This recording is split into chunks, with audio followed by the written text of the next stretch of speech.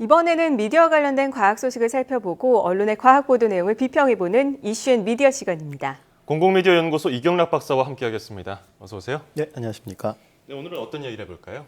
예, 아마 시청자 여러분께서도 팩트체크라는 말씀 들어보셨을 텐데요. 예. 우리말로 어떻게 보면 사실 확인이라고 표현하면 될 것 같습니다. 이 팩트체크는 그 미국의 정치 관련 저널리즘에서 유행한 것인데요.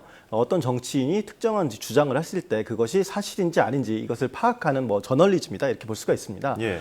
예를 들어서 누군가가 선거 공약으로 앞으로 매년 5만 개의 일자리를 만들겠습니다. 이렇게 주장을 하면서 유권자들의 호응을 얻어낸다고 이렇게 가정을 해보겠습니다.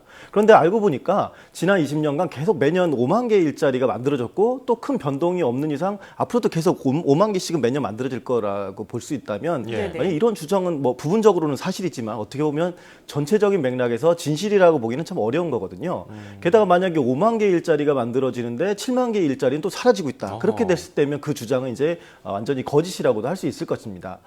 즉 이러한 그 정치인의 주장이나 데이터들에 대해서 그 사실을 검증하는 것, 이것이 바로 팩트체크라고 할 수가 있겠습니다. 네, 언론에서 어떤 내용을 보도하기 전에 확인 과정을 거치는 것이 당연히 있어야 되는 부분일 텐데 이 사실 확인 너무나 중요한 부분이긴 하겠지만 얼마나 중요하다고 볼 수 있을까요? 일단 그 저널리즘에서 진실 추구의 원칙은 이제 제1원칙이죠. 그래서 가장 중요한 목적이고 그러한 진실은 또 어떻게 보면 반드시 사실 확인의 과정을 거쳐야 됩니다. 그런데 많은 언론인들이 보게 되면 이제 보도 자료를 그대로 받아서 옮기거나 혹은 촉박한 그 기사 마감 시간 때문에 쫓겨서. 그렇죠. 쫓겨서 충분히 사실 확인을 못 하고 이제 보도하는 경우도 있습니다. 네네. 이런 경우에는 결과적으로 오보가 되기도 하는데요.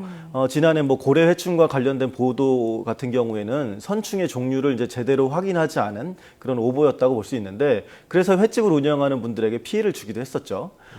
그래서 이러한 문제들 때문에 최근에는 일부 방송 뉴스가 팩트체크 코너라고 이렇게 따로 만들어서 방송을 하던가 뉴스 사실은 이런 이름으로 예. 지면을 통해서 그 기존의 뉴스가 틀렸던 점 이런 것들을 또 짚어주기도 합니다. 요즘에는 인터넷 기사에서 이런 걸 봤어요. 식빵을 냉장 보관하면은 곰팡이가 생길까 안 생길까 이런 게 있는데 이런 좀 과학적인 내용도 이른바 그런 팩트체크가 되는 걸까요?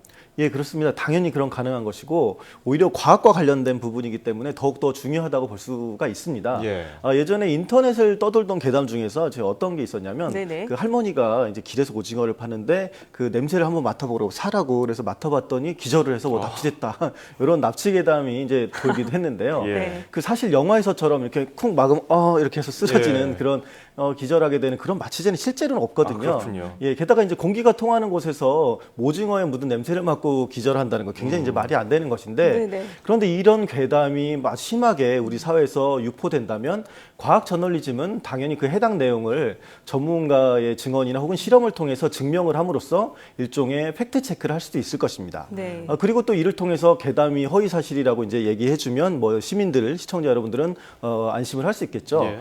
그러나 방금 말씀하신 그 식빵 보관과 곰팡이 발생 같은 문제들은 굉장히 그 과학적인 설계가 필요한 부분입니다. 알고 보면 그래서 굉장히 조심할 필요가 있는데 이 부분이 이따 다시 말씀드리도록 예. 하겠습니다. 네, 좀 자세히 짚어보면 좋겠는데 식품과 관련해서 오해가 됐던 그 실험 가운데서 논란이 됐던 것들이 어떤 것들이 더 있을까요? 이제 유사한 내용을 먼저 말씀드리자면 그 예전에 썩지 않는 햄버거가 문제가 됐습니다. 그래서 한때 그 종편 채널하고 그 신문에서 썩지 않는 햄버거 실험을 한 적이 있습니다. 근데 그 당시 프로그램에서 비교했던 건 이제 패스트푸드하고 이제 슬로우 푸드라고 볼 수 있는 일종의 수제 버거를 대상으로 이제 실험을 했는데 네. 오래 두었는데 패스트푸드는 상하지 않고 그래서 이제 이거는 보존제 때문이다 이런 식으로 이제 보도를 한 적이 있었거든요.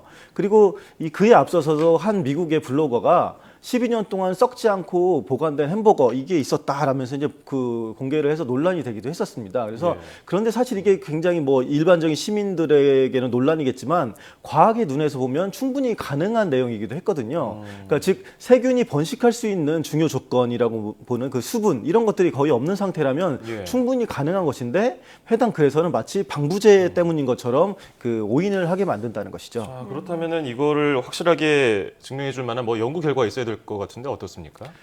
이 문제는 올해 4월에 이미 이야기된 바가 있는데요. 예. 그 한국의 그 식품위생안전성학회라는 곳이 있는데 그 학술 세미나에서 식품공학과 하상도 교수가 그 햄버거 부패를 검증해서 발표를 했습니다. 그래서 그 실험을 했었는데 그 실험에 사용된 우리나라에서 나오는 모든 햄버거가 3주에서 8주 사이에 눈으로 이제 부패를 확인할 만큼 다 썩었고 그리고 빵의 보존료를 첨가하지 않고도 굉장히 썩는 시기가 늦었던 햄버거가 있었거든요. 그래서 그런 것은 왜 그런가 봤더니 아마도 빵의 원재료인 밀가루가 굉장히 신선하고 베이킹 온도가 높아서 초기 세균수 및 일반 세균에 대한 오염도가 굉장히 낮았기 때문에 오히려 깨끗했기 때문에 이제 늦게 그 부패한 것이다 이렇게 분석을 했습니다. 예. 즉 처음에 안전한 재료를 사용하고 세균이 번식할 환경을 제거해주면 부패 속도를 상당히 늦출 수가 있다는 것이죠. 네, 그렇다면 좀 전에 말씀해주신 이 식빵과 관련해서 이 사실 확인이 과학적으로 제대로 진행이 됐다고 볼 수가 있을까요?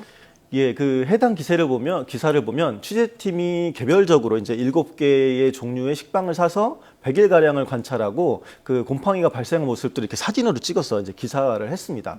근데 일단 보면 기본적인 과학적 절차가 거의 없었습니다. 그래서 우선 지난 몇 차례에 걸려서 이제 말씀을 드렸지만 기본적인 설계로서 그 과학적 방법으로서 대조군이 제대로 설정되지 않았습니다. 네. 또 최초 식빵 내 세균 이런 것들도 사실 측정을 해야 되는데 그런 것도 없었고 심지어 실험 도중에 공기가 통하지 않아서 빵이 마르는 것을 방지한다 이런 이유로 식빵 봉지에 이게 작은 구멍을 뚫어서 임의적으로 이제 개입을 했거든요. 예. 또 더 심각한 문제는 기사의 맥락을 전체적으로 보면 마지막 부분에 이제 빵에 방부제가 첨가된 것처럼 이렇게 결론을 내고 있었다는 점인데요.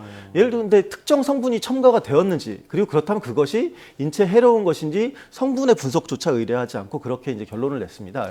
그래서 엄밀히 말하면 사실 검증이라고 하기에도 매우 부끄러울 정도로 문제가 매우 있네요. 비과학적인 팩트 체크였다고 볼 수가 네. 있겠습니다. 특히 이렇게 뭐 먹는 거, 식품 관련해서 비과학적인 내용이 나오면은 굉장히 이 혼란이 과중될 텐데 그렇다면 언론이 어떤 점들을 좀 조심해야겠습니까? 예, 지금 시청자 여러분께서 만약에 포털 사이트에 썩지 정도라는 단어만 검색어를 입력을 하셔도 가장 먼저 많이 검색되어서 나오는 것이 썩지 않는 빵입니다. 그러니까 그 말은 이미 많은 분들이 잘못된 정보를 받아들이고 있다 이렇게 볼 수 있는데요. 이런 비과학적이고 자극적인 그런 실험 아닌 실험은 어떻게 보면 선의의 피해자들을 낳기도 하고 과학에 대한 또 불신을 초래하기도 합니다. 그래서 아무래도 언론이 과학적 방법론에 대해서 끊임없이 고민할 필요가 있어 보입니다. 네, 그렇습니다. 이 해당 분야의 전문가 의견과 과학적인 실험을 통해서 검증된 사실을 전하는 것이 과학 저널리즘의 역할이라는 생각해보게 됩니다. 자, 지금까지 공공미디어 연구소 이경락 박사와 함께했습니다. 오늘 말씀 고맙습니다. 네, 감사합니다.